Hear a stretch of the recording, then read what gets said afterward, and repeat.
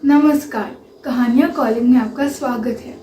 आज की कहानी है कथा सरिता सागर के जन्म की।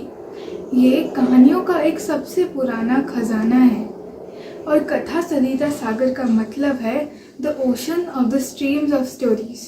एक समय की बात है, भोलेनाथ और माता पार्वती एकांत में कुछ समय व्यतीत कर रहे थे।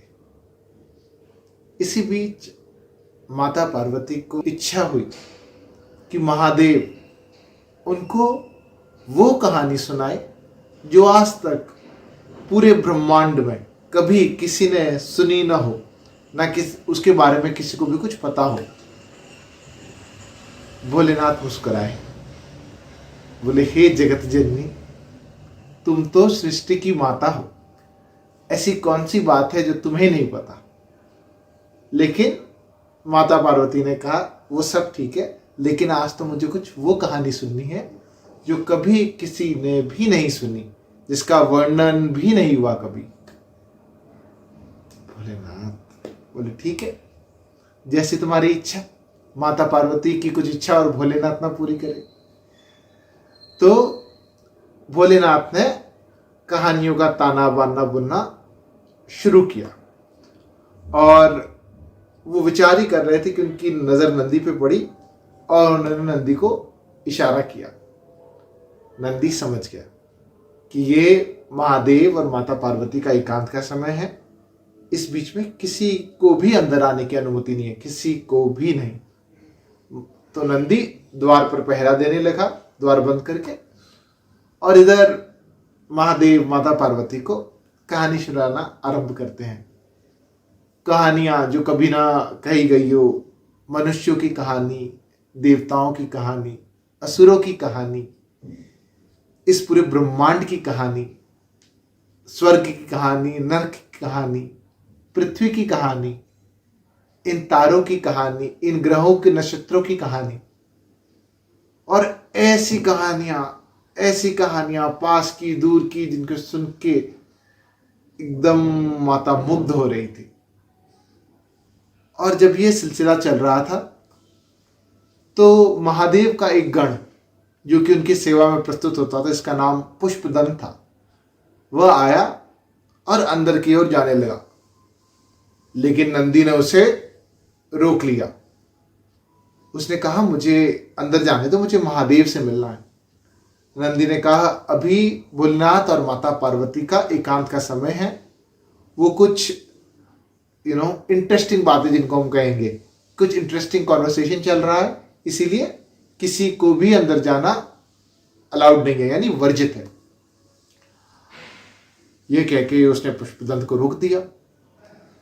लेकिन पुष्पदंत की उत्सुकता बड़ी बढ़ गई कि ऐसी क्या रोचक बातें हो रही है, इसका तो मुझे भी पता चलना चाहिए। पर वो जानता था नंदी तो कभी अंदर नहीं जाने देगा, महादेव ने नहीं बोला है तो नहीं। उसने अपनी अलौकिक शक्तियों का प्रयोग किया, वह अदृश्य हो गया और अंदर चला गया। अंदर जाते ही उसने देखा कि महादेव माता पार्वती से कुछ कह रहे हैं, कुछ कहते जा रहे हैं, और वह दरवाजे की तरफ पीठ करके बैठे हैं और माता पार्वती उनकी तरफ, लेकिन वो ऐसी खोई हुई है जिनको कोई सुधबुद्धि नहीं, कि बस यही है जो कुछ है। कुछ समय सुनने के बाद उसको समझ आया कि ये तो कहानियां हैं जो महादेव माता पार्वती को सुना रहे हैं। पर उससे रहा नहीं गया, उसने रह करके पूरी कहानियां सुनी, और जैसे ही कहानी खत्म हुई वो चुपचाप वहां से वही अदृश्य रूप में चला गया। अब वो बड़ा मुग्ध हुआ कहानियां सुन करके, और अब उसके पेट में नहीं रह जाए कि अब क्या करूं। तो घर जा करके उसने अपनी पत्नी जया को वो सब कहानियां सुना डाली। लेकिन उसका सोर्स क्या है, वो कहां से आई कहानी, इसके बारे में कुछ नहीं बताया। और फिर वह संतोष में रहा। अब जया को जब ये सब कहानियां पता चली, वो खुद बहुत मुग्ध हो गई। और जया माता पार्वती की एक अटेंडेंट थी, मतलब उनकी सेवा में रहती थी। तो वह अगले दिन जब उनके पास गई तो वह उनको वो कहानियां सुनाने लगी। और ये सुन के माता पार्वती को इतना क्रोध आया, इतनी हताशा हुई कि मैंने तो महादेव से कहा था कि मुझे ऐसी कहानियां सुनाओ जो आज तक ब्रह्मांड में रची भी ना गई हो, और ये कहानी तो मेरी अटेंडेंट यानी मेरी दासी, मेरी सेविका को भी पता है। वो आग बबूला होकर के महादेव के पास पहुंची और बड़े क्रोधित स्वर में उन्होंने उनसे कहा कि आपने मेरे साथ ऐसा क्यों किया। महादेव सोच में पड़े।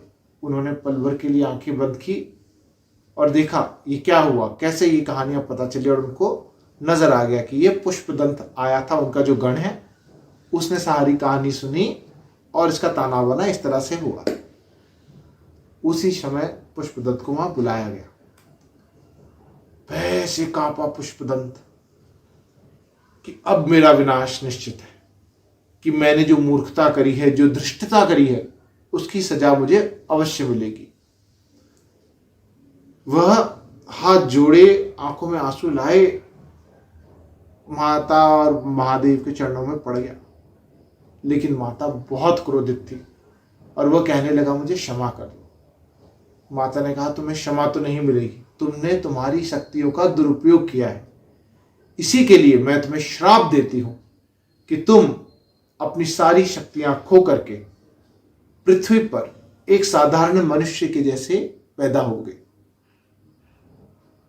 उसका एक साथी था माल्यवान करके, एक दूसरा गण था, जिसने माता को फिर प्रार्थना करी कि माता आप इसे क्षमा कर दो, इसे दंडित ना करें। लेकिन माता बहुत क्रोध में थी। उसने बोला इसकी धृष्टता के लिए तुम इसकी वकालत कर रहे हो, जो कि कभी भी मान्य नहीं है। मैं तुम्हें भी श्राप देती हूं कि तुम्हारे साथ भी वही होगा कि तुम पृथ्वी पर जाओगे मनुष्य बन करके और तुम्हारी सारी शक्तियां खत्म हो जाएगी, तुम्हें इस दुनिया का कुछ भी याद नहीं रहेगा। अब उन दोनों को समझ आ गया कि माता बहुत ही क्रोध में, और वो चुपचाप वहां सर झुकाए खड़े थे इंतजार में कि कब माता का क्रोध शांत हो और जो जगत की माता है, जो हमेशा दया करने वाली है, वो हम पे भी दया अवश्य करेगी। तो जब माता का क्रोध शांत हुआ तो माता ने उन्हें कहा कि अब तुम वहां जाओगे और अपनी सजा भोगोगे। उन्होंने कहा लेकिन माता, हम इतने समय आपका दर्शन किए बिना, महादेव का दर्शन किए बिना, आपकी सेवा में रहे बिना हम किस प्रकार जीवित रहेंगे, आप बताइए। सो हम दया करने वाली माता, जगत जननी माता ने बोला ठीक है, तुम जब धरती पे जाओगे तो तुम्हें कानुभूति नामक एक यक्ष मिलेगा। उस यक्ष को कुबेर ने श्राप दिया था, जिसके कारण से वह इस दशा में है।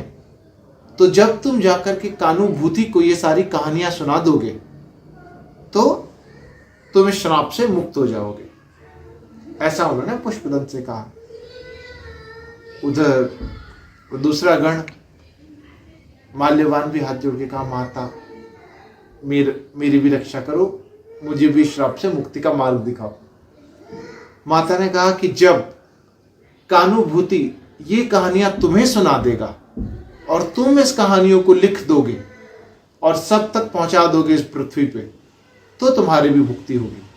और ये कहानियां जब तुम्हें कानुभूति सुना देगा तो कानुभूति यानी कि जो कि यक्ष था, जो कुबेर के श्राप से धरती पे गया था, उसकी भी मुक्ति हो जाएगी। आशा करते हैं कि आपको ये कहानी पसंद आई हो।